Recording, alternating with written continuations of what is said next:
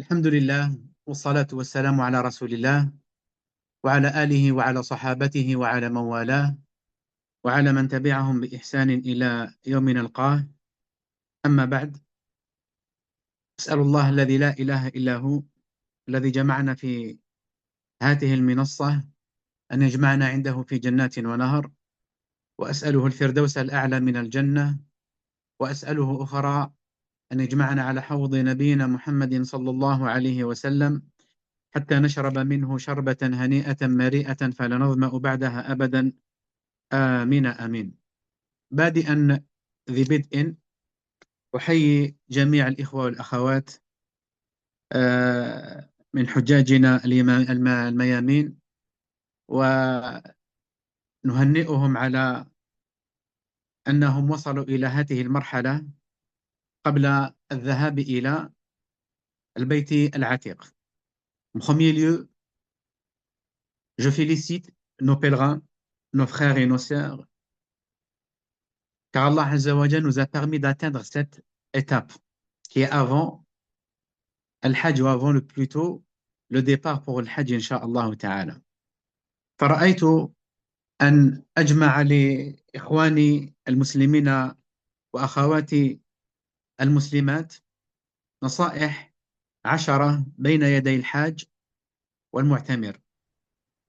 Donc j'ai vu par intérêt à nos frères et sœurs musulmans et musulmanes de réunir 10 conditions à disposition du pèlerin pour le Hajj et la Umrah. فنبتدئ مستعينين بالله المصرف المدبر المسير لشؤون الخلق أجمعين، فنقول: أولا وآخرا وظاهرا وباطنا تصحيح النية لله عز وجل، فيقصد بحجه وعمرته وجه الله سبحانه وتعالى، وأن يحذر من أن يقصد حطام الدنيا أو المفاخرة وحيازة الألقاب أو الرياء والسمعة. قال الله تعالى: وما أمروا إلا ليعبدوا الله مخلصين له الدين حنفاء ويقيموا الصلاة ويؤتوا الزكاة وذلك دين القيمة. وعن النبي صلى الله عليه وسلم قال: إن الله لا يقبل من العمل إلا ما كان له خالصا وابتغي به وجهه. En premier lieu, dans chaque adoration, dans toutes les adorations, on doit vouer nos actions et les adorations exclusivement à Allah Azza wa Jal. La sincérité. Avoir la sincérité,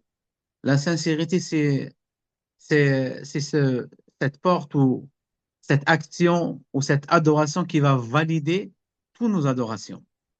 Donc la sincérité, on doit l'avouer exclusivement à Allah Azza wa Jal. Donc Allah Azza wa Jal a dit dans le Coran Karim, qui est le sens,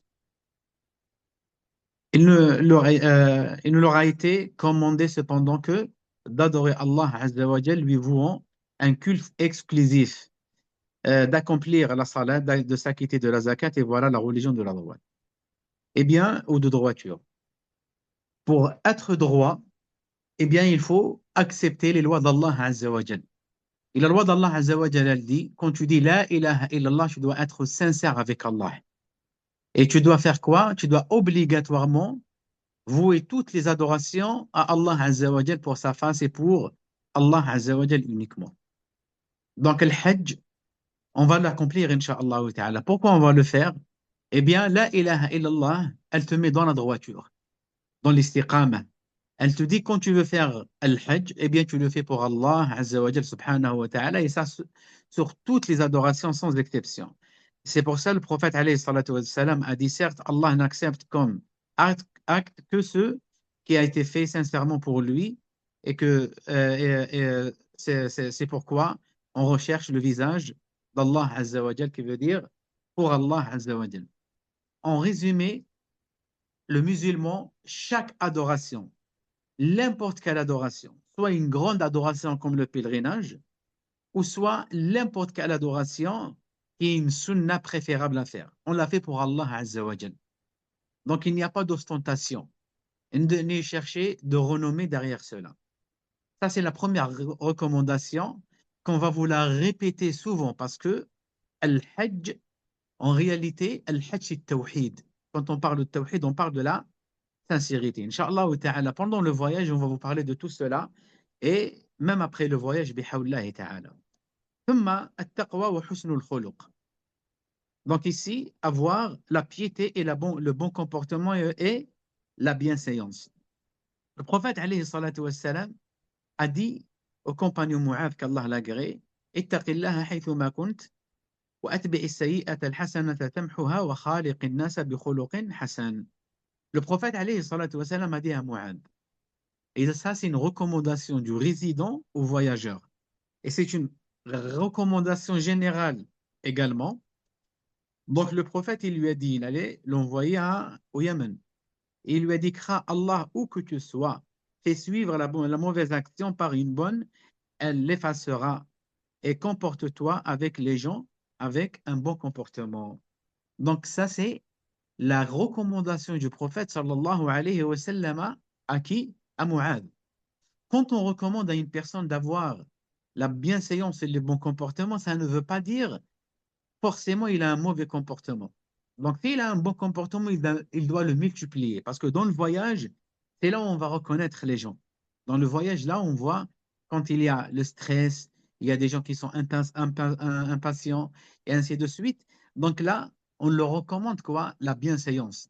Donc, la bienséance, elle est bien dans notre vie, dans notre existence jusqu'à la fin des temps, ou jusqu'à la fin de notre existence plutôt. Mais pendant le voyage, on doit la multiplier, avoir la bienséance. Al-Hajj, c'est une école de l'akhlaq. C'est une école pour avoir la bienséance. Donc, il faut que le pèlerin ou le voyageur en règle générale craint Allah Azza wa Jal où qu'il soit. Où qu'il soit. Et ceci, conformément à quoi? À la parole du prophète sallallahu alayhi wa sallam qu'on vous a cité.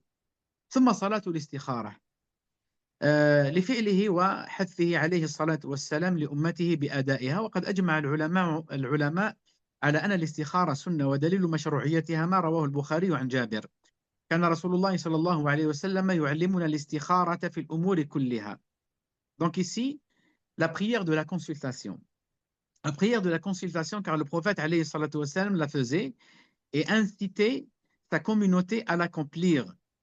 Les savants sont unanimes sur le fait que la prière de consultation, c'est une sunna. Et la preuve dans cela, la parole du prophète sallallahu alayhi wa sallam, comme les compagnons nous l'ont dit, le prophète alayhi salatu wa sallam enseignait la consultation dans toutes les choses. والاستخارة هنا في حقيقة الأمر ليست لا تعود إلى نفس الحج والعمرة. Donc il faut savoir que cette consultation ne concerne pas spécifiquement الحج لأن الاستخارة في الواجب والمكروه والحرام لا محل لها وإنما تكون الاستخارة هنا هل يشتري أو يكتري أو يتعامل مع هذه الوكالة أو غيرها وهل يوافق فلانا أم لا أو يرافق فلانا أم لا وهل يسافر في البر أو البحر أو الطائرة أو الحافلة وغير ذلك. Donc ici il faut savoir que la consultation ne concerne pas spécifiquement le Hajj et la Umrah en soi, car la consultation dans ce qui est obligatoire, ce qui est détestable ou ce qui est illicite est insensé. Donc nous, on ne va pas faire la consultation pour dire Allah Azza wa Jal, je vais adorer telle adoration. Non. En réalité, cette consultation, elle concerne quoi? Plutôt l'agence qu'on va y aller avec eux. Ça, c'est avant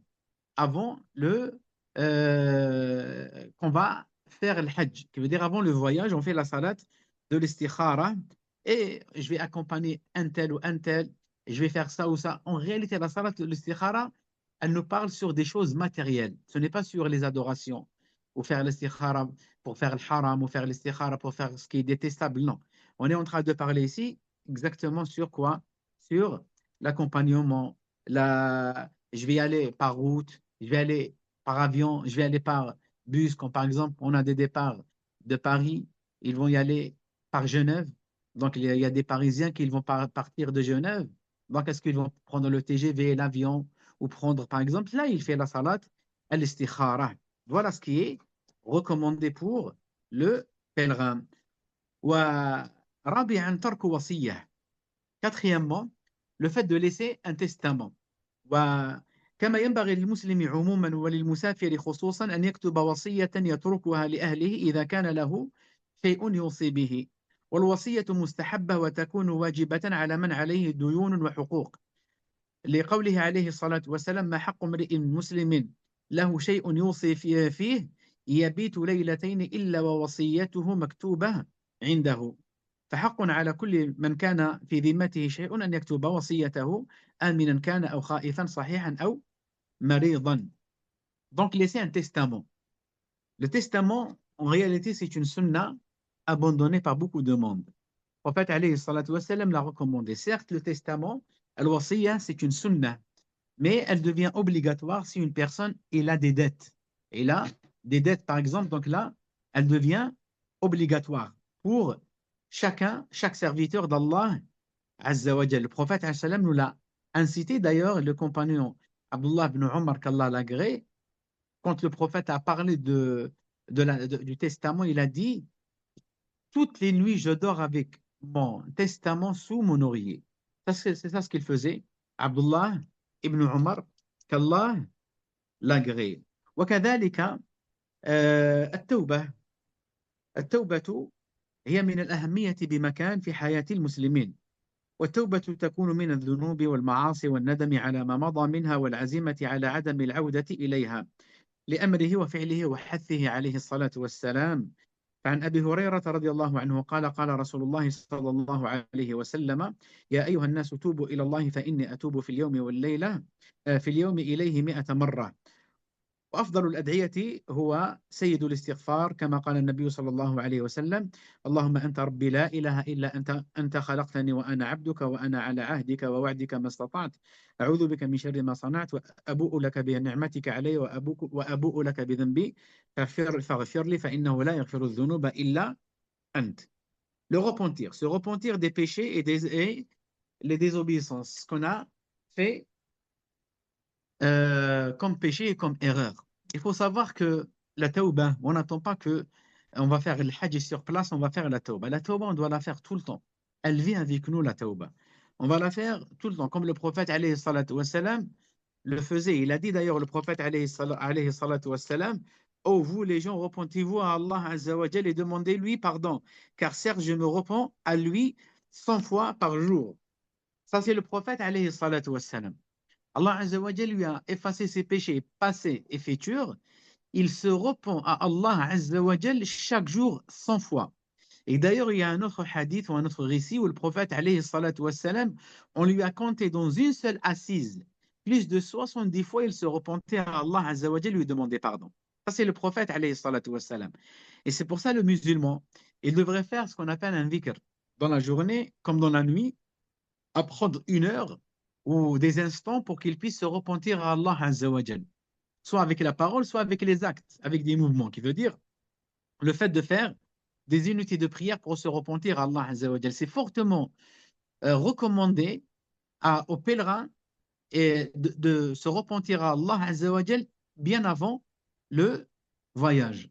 Et peut-être Allah Azza wa Jal va faire que tu vas arriver sur place et Allah Azza wa Jal t'a effacé tous tes péchés, majeurs et mineurs.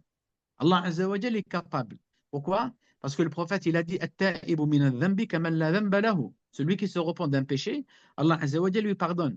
Imagine-toi, tu arrives sur place, Allah Azza wa Jal t'a pardonné. Donc ton hajj, il est tout bénéfique, c'est du bénéfice pour toi. Et sur place, et surtout le jour de Arafat, on devrait faire quoi? Multiplier la tauba comme le prophète alayhi salatu wassalam là le faisait, il l'a recommandé. D'ailleurs, il y a un hadith qui est très connu qu'on appelle le maître de l'istighfar. Allahumma anta rabbi la ilaha illa anta. Le hadith qui est connu.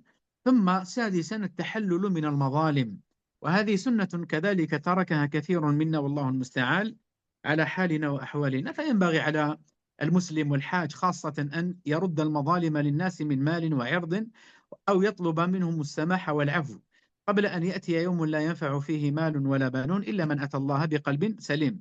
فعن أبي هريرة رضي الله عنه قال: قال رسول الله صلى الله عليه وسلم: من كانت عنده مظلمة لأخيه من عرضه أو من شيء فليتحلله منه اليوم قبل أن لا يكون دينار ولا درهم، إن كان له عمل صالح أخذ منه بقدر مظلمته، وإن لم يكن له حسنات أخذ من سيئات صاحبه فحمل عليه. والحديث يرويه لنا l'imam al-Bukhari, rahimahullah ta'ala. Donc, sixièmement, la sixième recommandation ici, c'est de se débarrasser des injustices. Certes, cette sunna a été délaissée par un grand nombre parmi nous, qu'Allah nous réforme et qu'Allah nous vienne en aide. Il faut que le musulman, et plus spécifiquement le pèlerin, rend aux gens leur dû, qui veut dire, c'est on a commis des injustices, on peut être injuste. Et en réalité, c'est ça l'homme. L'homme, il est faible. Allah Azza wa Jalla dit, wa khuliqa al-insanu da'ifa. Donc, on ne peut pas être juste toute notre existence. On peut être injuste, soit avec nos propres personnes, d'ailleurs avec Allah, les manquements qu'on fait avec Allah, même les manquements avec notre prophète, alayhi salatu wassalam, et les manquements avec les gens. Donc, dans ce cas précis, le musulman, il sait que tout le monde, on va rendre des comptes auprès d'Allah Azza wa Jalla le jour du jugement. Donc, qu'est-ce qu'il devrait faire? S'en débarrasser maintenant, avant l'arrivée de la fin, qui veut dire la personne, il va mourir, après il va se retrouver devant Allah Azza wa Jal, à rendre des comptes. Et c'est pour ça que le prophète alayhi salatu wa sallam, a dit dans un hadith qui a été authentifié par le Bukhari rahimahullah ta'ala, celui qui a commis une injustice envers son frère, en portant atteinte à son honneur ou autre, son honneur ou autre. C'est quoi son honneur?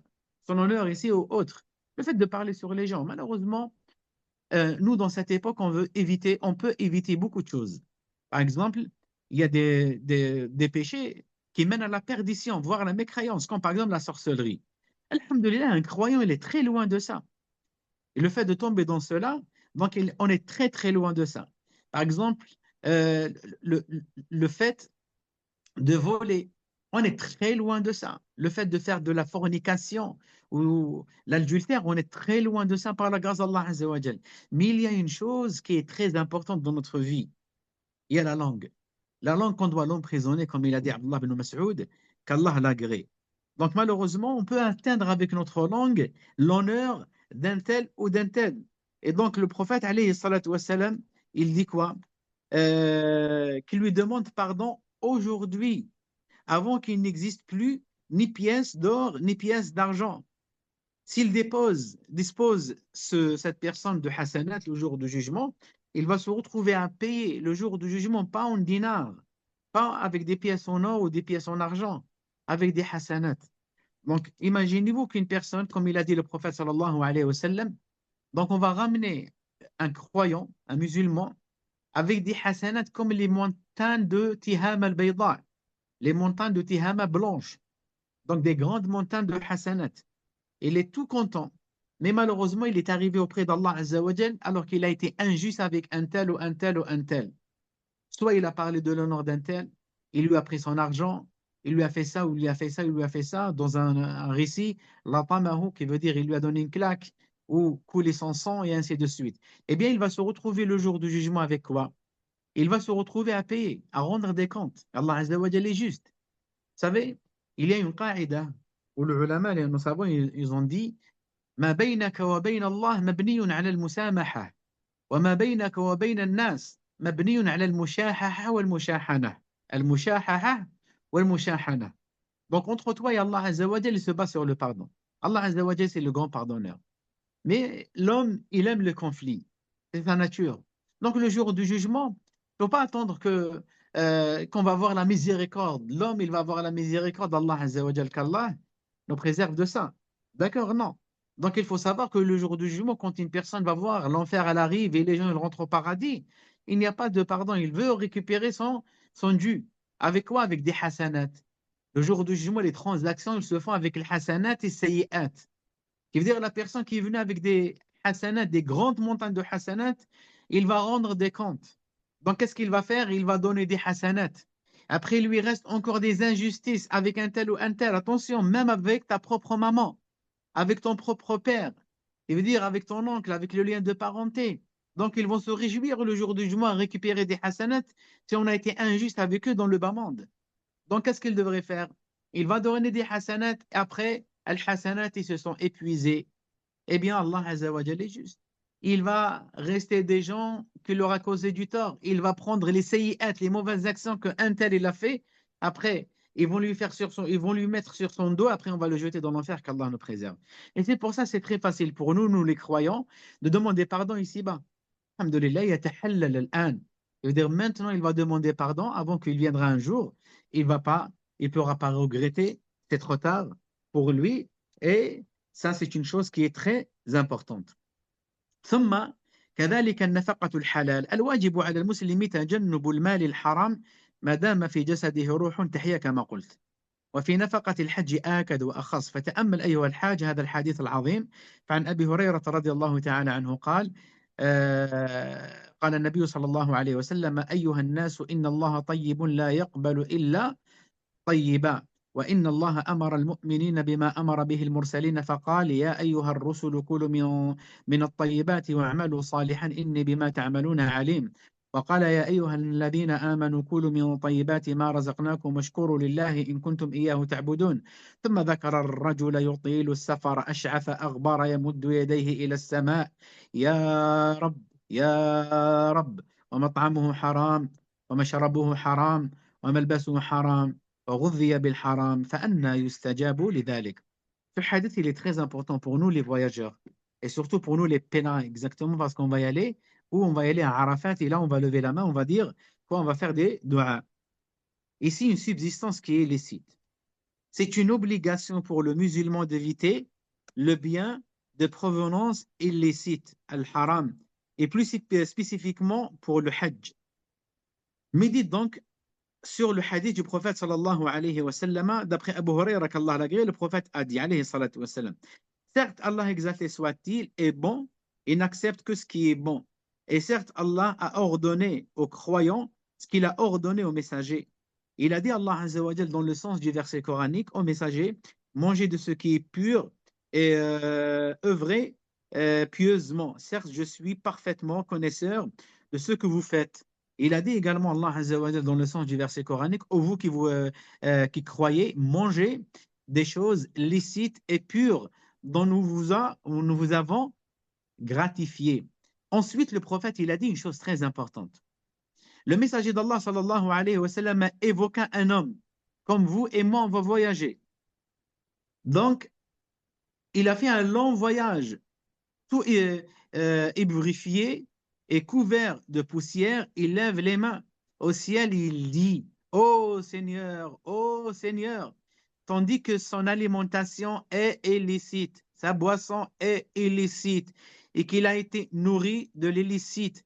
Comment celui-ci pourrait-il être exaucé? Le hadith il a été rapporté par l'imam Muslim, rahimahullah ta'ala. Ce hadith, en réalité, il, il fait quoi? Il vibre les cœurs. Donc, celui qui craint Allah Azza wa Jal.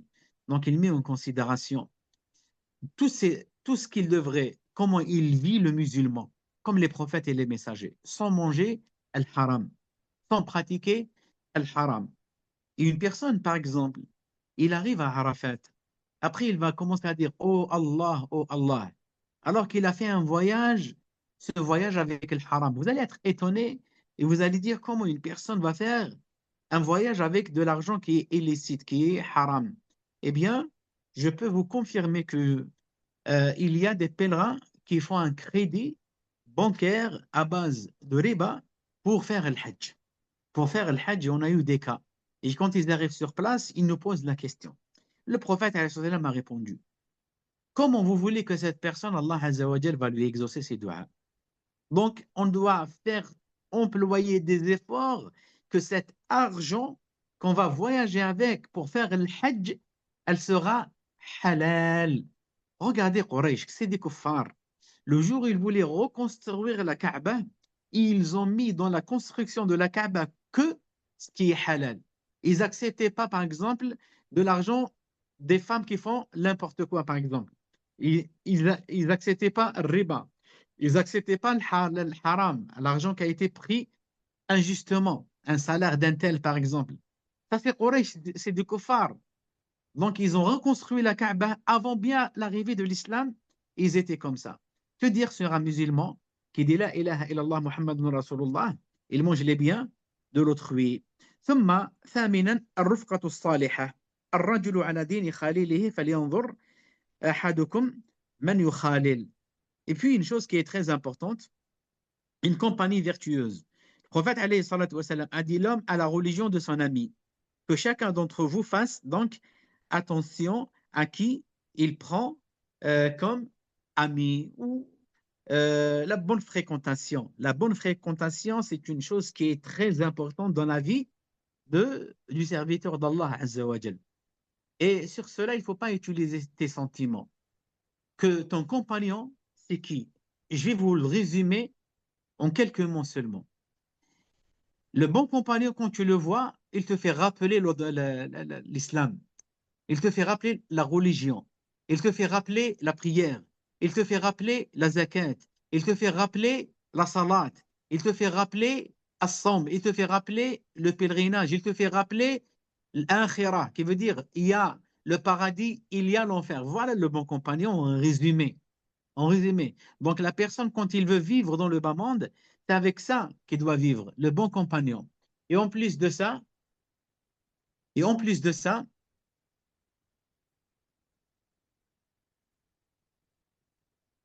pardon.